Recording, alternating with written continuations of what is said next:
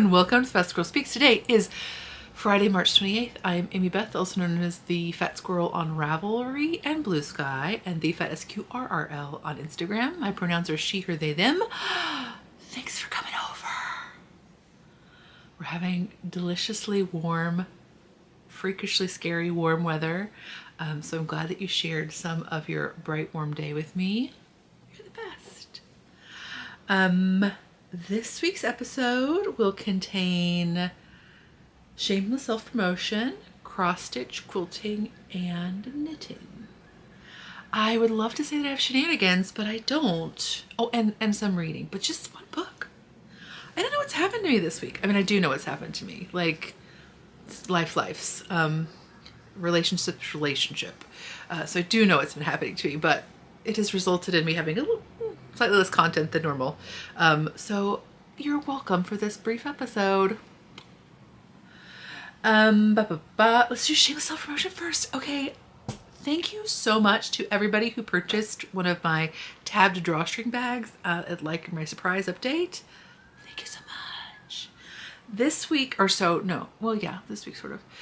April 1st, 9 p.m. Eastern time, I'm going to have a pre-order update. So if you're new to me, pre-orders are typically 4 to 6 weeks.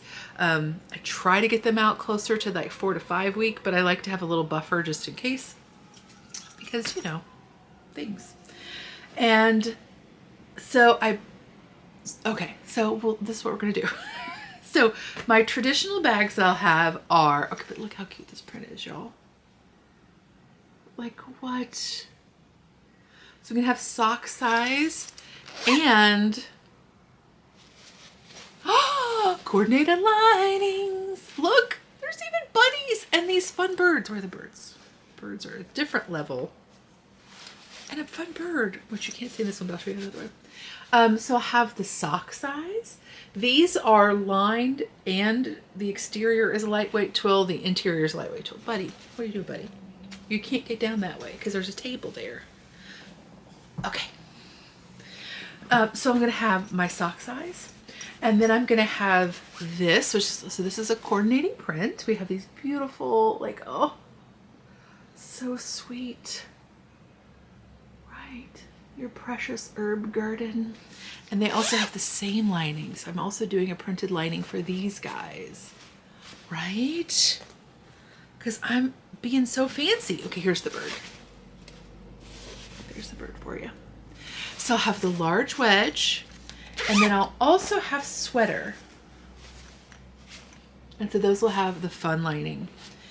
But also in the garden print, this is the first time I've done a pre-order for my tabbed bags. Now, because this is the lightweight twill, so far I've been doing the tabbed bags in the cotton linen. So this one is a little stiffer. This one has a little bit more stand-uppery to it. But it doesn't crush down quite as much, but it does still crush down pretty well. I mean, all my bags can crush down, but you know what I mean. And so it's also it also has, of course, the cute little lining. And then you've got the measuring tape drawstring. And yeah, so this is the first time I'll be doing a pre-order for this style of bag. But you can find them on my website. So again, that's fatsquirrelfibers.com. Those listings will probably go up during the day, just so you can see pictures and sizes and stuff and prices. They'll go up on the day of the 1st, and then the listings will be available to purchase 9 p.m. Eastern time on the 1st.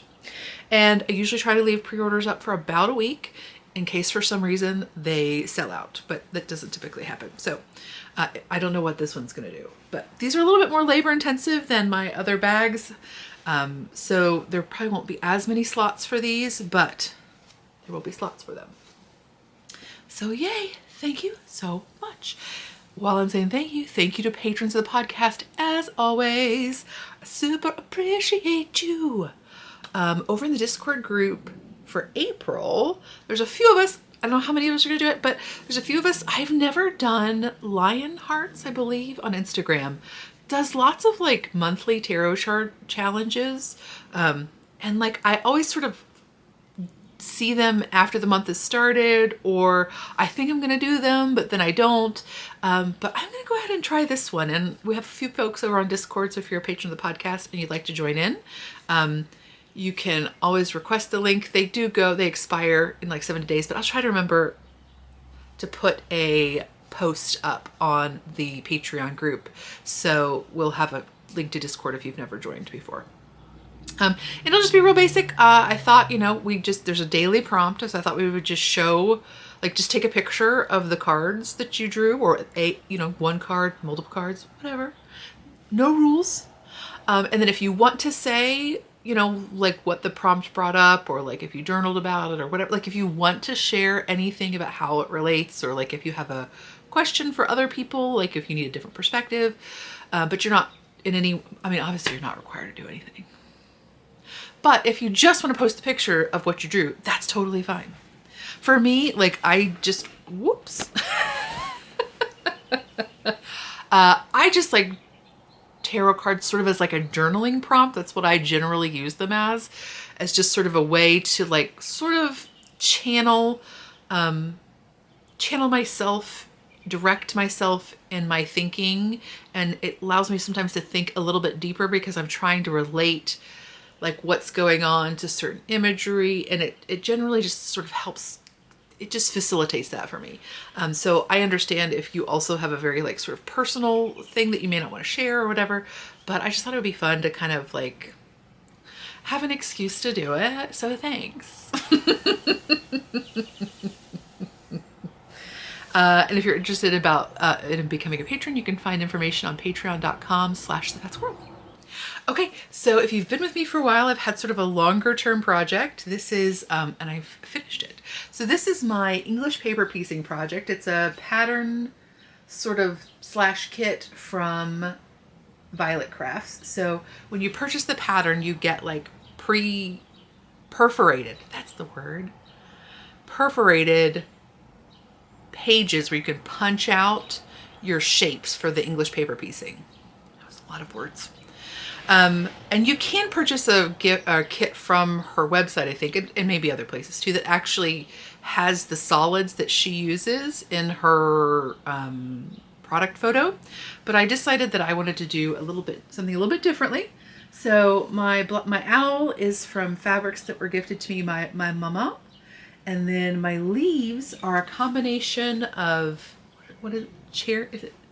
I wrote it down because I'm terrible at remembering things. Cherry wood hand dyes that I bought in Paducah at Rosewood something, I want to say. It was a cute shop downtown that had yarn and fabrics. And then so those are sort of the solids hand dyes. And then these kind of warbly ones are ice dyes that I did while I was with the folks that I went to Paducah with. We did some ice dyeing, and I just did some Kona yardage. So Robert Kaufman Kona, is that right? I didn't even use the prepared for dye one. I just used regular, but I think I did wash it beforehand, if I'm not mistaken. And that makes sense too, because the cherry wood ones are also pre-washed. So although these weren't, most fabrics don't really shrink that much nowadays. So I know a lot of people who use a combination of things that have been pre-washed and things that are not. And again, totally works out fine. I mean, this is a smaller project, but works out fine. Okay, so I finished piecing it, and I had shown you that, but I was sort of not sure about how I was going to quilt it. And I decided to just go with the product image that she had, was just this horizontal straight line quilting. And I decided to go with that.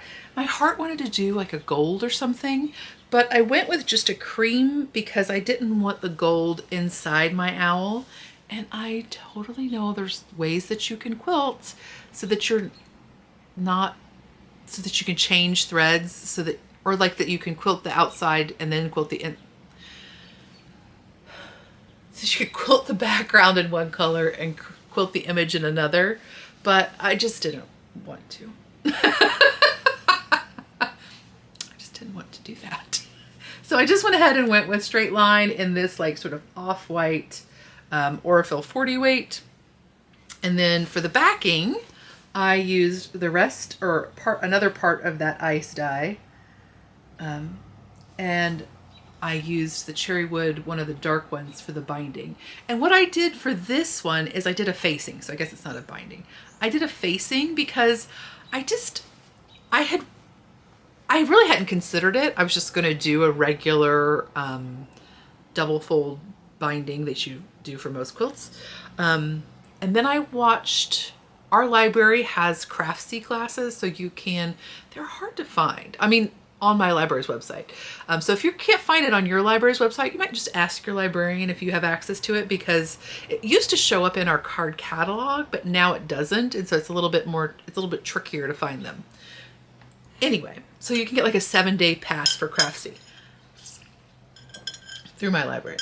And one of the quilting classes they had was different edging options. I think she specifically used the word edging because not all of them were bindings. There were beaded ones. There was some like sort of stitchier ones. There was the one that you can do that almost looks like piping on the inside. And so anyway, so I watched that and I thought, you know what? I hadn't really considered how I would finish this, because most of the quilts I do have been, well, every quilt I've done has been just a functional quilt. They've not been decorative. And I did kind of consider maybe making this a pillow, but I decided I would go with a wall hanging because I do have a wall with art, with bird art on it. So I thought that would work. So I decided to do the facing because I just thought I would like the look of it a little bit better. I thought it would look a little bit less like a quilt that you have on your lap. And also I thought with the sort of like dappliness, which I hope came through in this background, I just thought maybe not having a hard edge would just sort of help it like fade out and not be as boxed in if I had done a regular binding. So the facing is super easy to do, and I did it with the corners so that you can hang it. Like if you want to put, like, used to use dowel rods a lot, or I think I might look for a flat piece of wood because I like to use those command strips, like the Velcro-y ones. And I'm sure I could stitch it down onto here, but it would just be easier, I think, to get like a flat piece of wood to mount it. And don't you, I really like the back. Isn't it fun? So yeah, this is just ice dye that I did, again, like on the Kona cotton. And I used Dharma, I think I used the Dharma cotton dyes. So I'm pleased with how that turned out. There were a few places where my edge sort of wasn't correct because of the English paper piecing, like with my skill level of the English paper piecing. So there were a few places that I needed to use that I did stitch with just some little pearl cotton. I don't know if you'll be able to see. Yeah, you really can't see, but like they're just, the fabric didn't quite go far enough for the facing. But that would have happened with a binding as well. And that's just, I think, down to the fact that I am not a particularly, well, I'm not an experienced English paper piecer at all.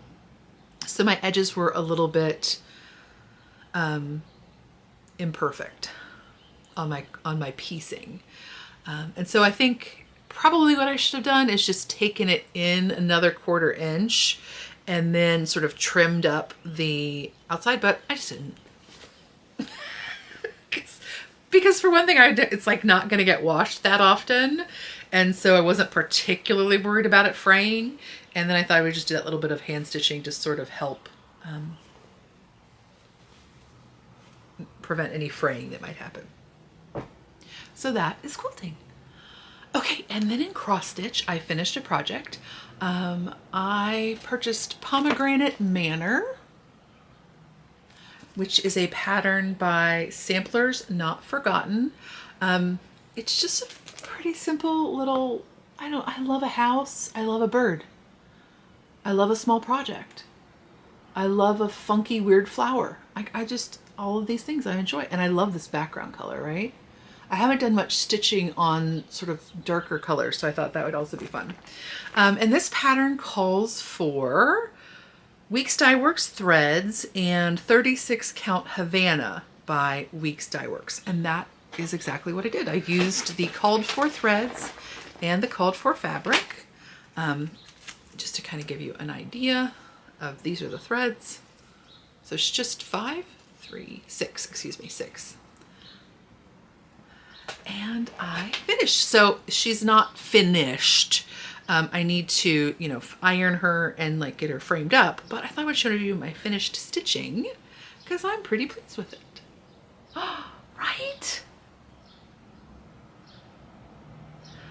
I tell you what, I love this project in terms of, it's like, I love just having a very limited palette. I love having very simple shapes. I love not having like to mix colors for shading or anything like that.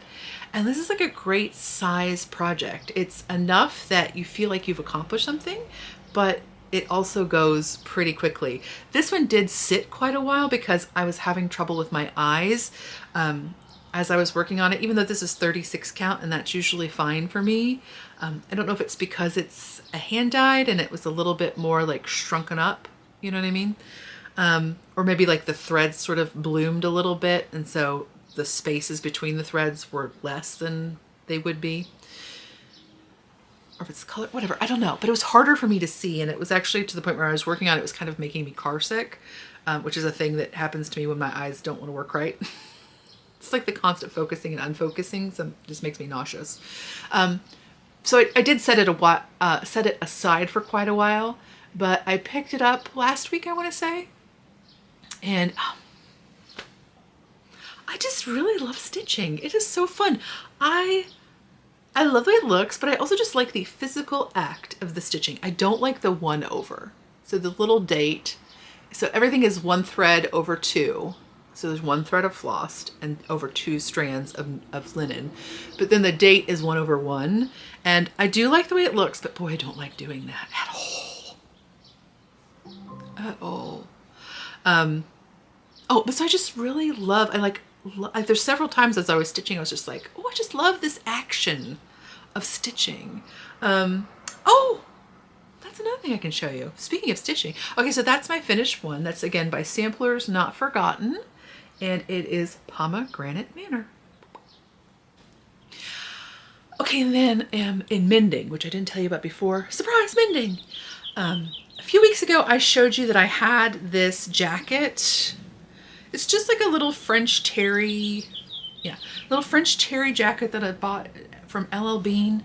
I mean, it's gotta be 10 years old, I think, at least. But it's like, they're great for wearing around the house. They have never pilled, which is one of my big annoying things that I've said 8 million times on this podcast. Sorry, kids. But it drives me crazy. So, they've never pilled. They're just, the zippers have worked well this whole time. They're just great for when I'm working because threads don't get stuck to them. They're like a perfect layer, that they're just like thin. Okay, this is not advertisement for these LL Bean jackets, but I'm just trying to say I really, really like them. I don't like the look of them necessarily, but I really like the function of them. So they're not an out of the house jacket usually, but I was really sad because the cuff on them was getting like really stretched out.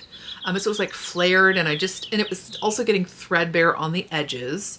But I had asked y'all what you thought about how I could fix it, because I know like there's lots of different stitching you can do to sort of like reinforce the edge, but I was like, how am I gonna get it without taking it all apart? How am I gonna do something to sort of get the cuff to sort of come back in? I don't necessarily need it to be stretchy, but I just don't want it to be like all floppy. Do you know what I mean? So lots of you had great suggestions. One of the suggestions was to use the elastic thread in your bobbin, like you would be doing ruching or like faux smocking. So you could use that in your bobbin and then that would pull it up. Great idea. There were a couple of really good ideas. So that was one that I had really not thought of, which I was especially like, ding, ding, ding. Of course, the suggestion also is to just remove it and replace it with a contrast, which is normally, I love that, but these are just sort of, I didn't have anything that really sort of worked with this, and I didn't want to try to find anything, just to be honest. So what I did was, I'll put a picture up here maybe. What I did is I used a piece, some of that clear elastic that you use. It's not really lingerie elastic, is it? Whatever, it's a clear like 1/4 inch, 3/8 inch elastic that you can use to like reinforce necklines, or you can also, I think, maybe use it in lingerie. I don't know. But anyway, I had a roll of that because it's one of those things that if you buy 3 meters, it's the same price. It's like $1 less than buying 25 meters. So I had some of that. So what I did is using just my regular straight line machine, I just sort of gently stretched that elastic as I sewed it onto the very edge of the cuff. Not the very edge, like maybe a quarter of an inch in. I just sort of like stretched that elastic as I was sewing it down, sort of like you would a waistband. You know what I mean? Like if you're sort of like anchoring the waistband. So I did that, and then I just turned it under and just did like a hand stitch, which I probably won't be able to see. But just did like this, I think it's like a herringbone stitch. It's good for elasticity. And the reason I thought about it when I thought about the other thing is it's fun to sew. It's very just like, you just feel like a little tailor, like a little mouse tailor. Just sewing up this little mouse tailor. It's just very enjoyable. So yeah, so that's that. And they works out quite well. It doesn't have that plasticky stuff next to my skin, which I don't think I would like, that elastic. And then also it takes care of the cuff being threadbare, because that's all then just folded in and no big deal. And there are places that's definitely like kind of puckery, because again, the outside edge was flared out, so it had a greater circumference than when I was folding it in. So there was just going to be places where it was going to be puckery, and that's fine with me. Because again, it's like a 10-year-old jacket. But she's saved for another day. So that is mending. Okay, and so then in knitting, last week I showed you that I had cast on Alphonse the Pig, which is from the Mouchet and Friends. Is it right? Mushi. I literally looked up how to pronounce it. My brain just doesn't hold onto the sound right, which might be why I've never been very musically inclined. I don't think my brain holds on to sound very well. But it's Mouche, I believe, by Cynthia Valet. And so I have finished my pig. What? Oh, I'm sorry, Alphonse, you're not completely finished. I didn't stitch his little face on yet. So he gets some nose stitching and a little mouth stitching. But I have finished his bodice. And I knit him with Jamieson and Smith's in the fingering weight on size 00s. I'm a super loose knitter. And then I just had a little bit of maybe finial garn for the little hoofs. The hoofs. Isn't he so cute? I won't lie to you. Did I take a picture? I hope I did. If I did, I'll put it over here. He looked so creepy before I stuffed him. Like, straight up kind of creepy. Just looked creepy. My husband was like, oh, you could just make a bunch of those for Halloween and make them into a garland. And I was like, no, I would not. Because they would definitely be inhabited by evil spirits and come kill me in my sleep. But he's very enjoyable to knit. I really love knitting her toys. They're all in the round. She gives you placements for eyes and ears if you're going to pick them back. If there's something you need to like pick up or apply, there are, she has you mark those stitches. So you never have to be like, is that right? Is that even? You know what I mean? So just Susan B. Anderson is another one who does that, and I really appreciate it. So I think it's terribly charming. So I don't have his clothes yet, but I did want to just show you for comparison. I also have my little, what is her name? Mary Molly. So she is also by Cynthia, and she is knit in Ralma Finial Garn, right? I believe so. But I just wanted, sorry, miss. It's kind of rude. I'm just like ripping her clothes off. So this is slightly heavier yarn. I actually thought it was heavier. Like I thought it was a bit bulkier than this. I thought the difference was greater than it really apparently is. So you could just, I think really the primary difference is just how much I stuffed them. She stuffed quite voluptuously, and he is not as floofed out. I don't know why. I've sort of have regrets. Like I kind of want to go back and restuff him. But I had already sewn him closed, and boy, I cannot, that's going to be such a pain. So I'm going to let him sit for a while. I'm gonna let them sit for a while. Like, a lot of times you don't want to overstuff knitted stuffies because like it stretches out the stitches, and it can make their arms like stick out instead of lying down. And so that's kind of what I was thinking, but you know, she's quite stuffed and her arms still lie down. But so I don't know, but he's fine. We have different size peoples. It's okay. But I do just love, I just can't help it. I just love her butt profiles. They're so enjoyable. And I also love, he especially seems like he's got a little bit of a like tum-tum, which I also really appreciate. And I emphasized it further just by the way I stuffed him, because I just think it's super cute and like poochy and sweet. But so then that's Alphonse the Pig, and it's Alphonse by Cynthia Folletti. Okay, so then in reading, I have one book. Only one. I finished one book, and that book is Beautiful Ugly by Alice Feeney. I believe this is the first book I've read by this author. So here's the synopsis. Grady calls his wife to share some exciting news as she is driving home. He hears Abby slam on the brakes, get out of the car, then nothing. When he eventually finds her car by the cliff edge, the headlights are on, the driver door is open, her phone is still there, but his wife has disappeared. A year later, Grady is still overcome with grief and desperate to know what happened to Abby. He can't sleep and he can't write, so he travels to a tiny Scottish island to try to get his life back on track. Then he sees the impossible, a woman who looks exactly like his missing wife. And then in italics, wives think their husbands will change, but they don't. Husbands think their wives won't change, but they do. So I listened to this via audiobook from my library. I enjoyed the narrator was good.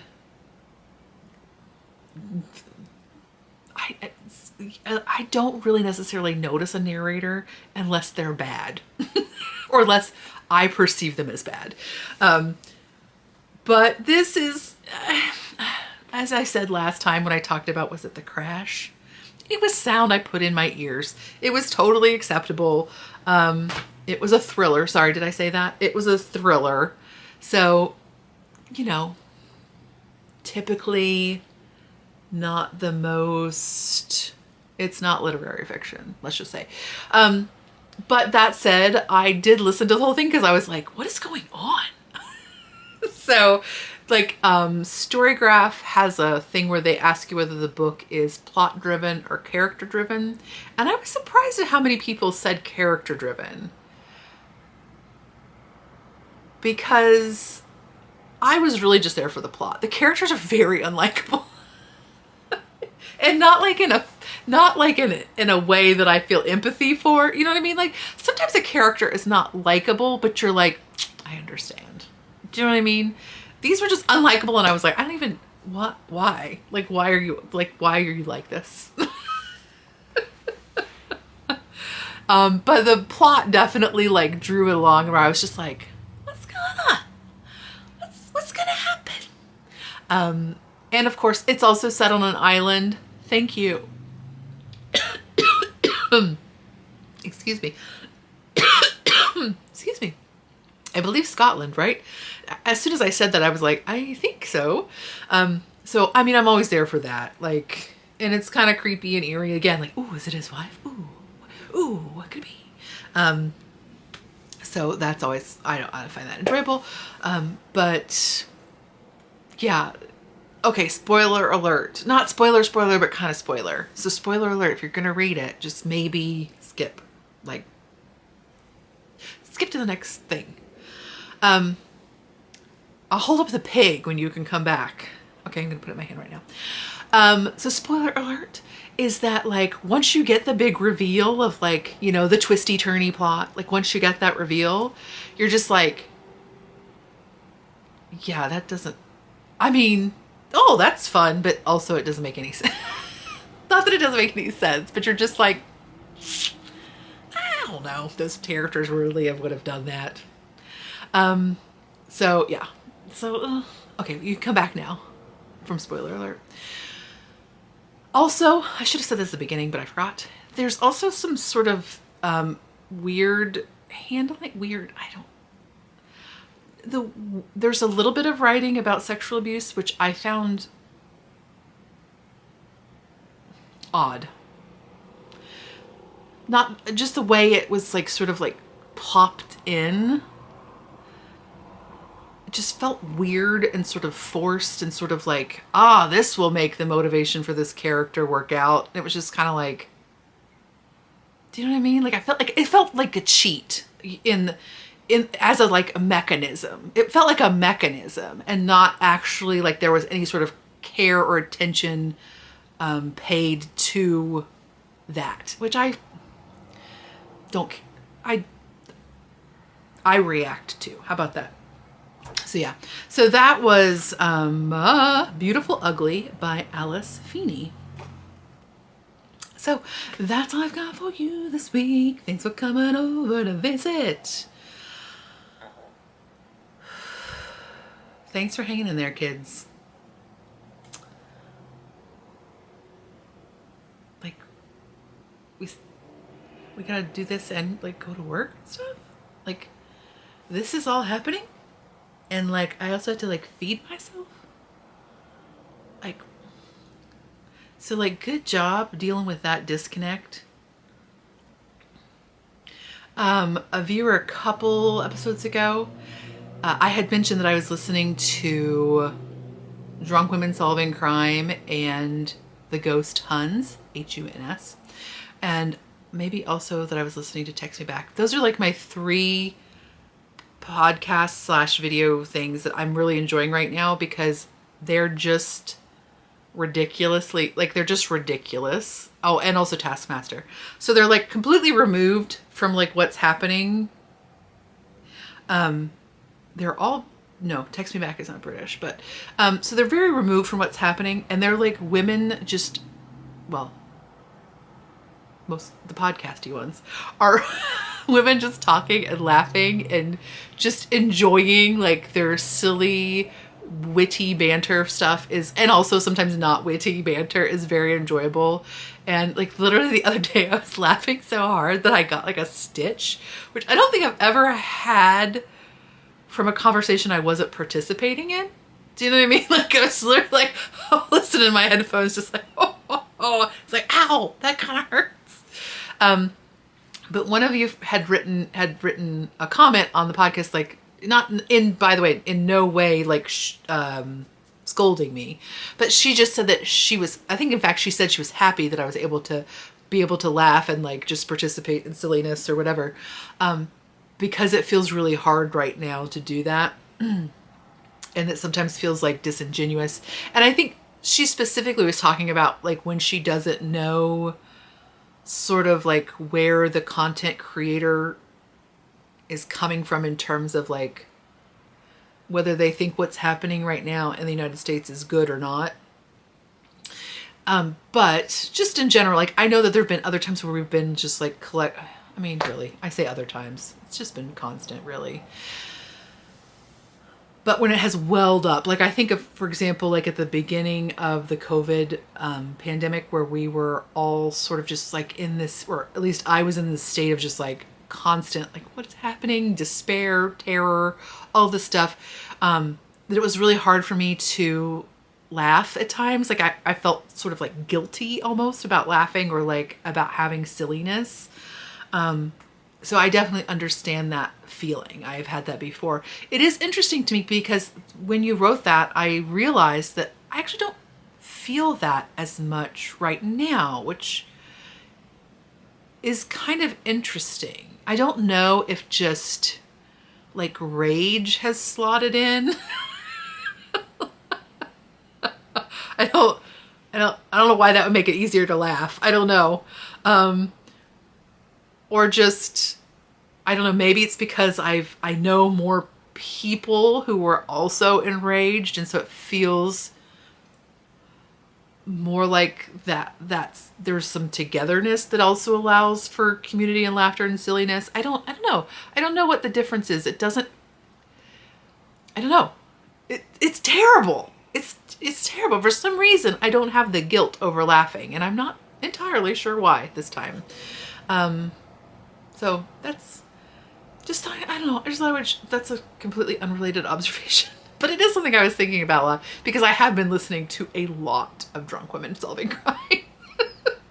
And it has sustained me. Which might also be why I've only read one book.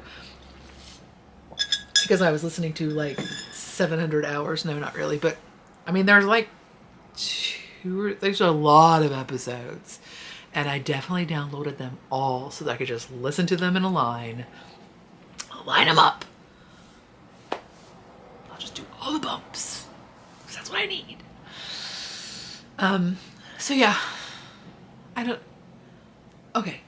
Hey, if I only hit one tangent on this podcast, go me. But that is to say, I hope that you can find some silliness and I hope you can find some levity.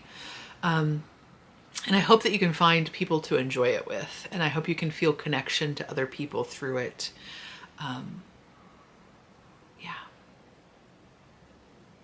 Yeah. I'll talk to you next time. Bye.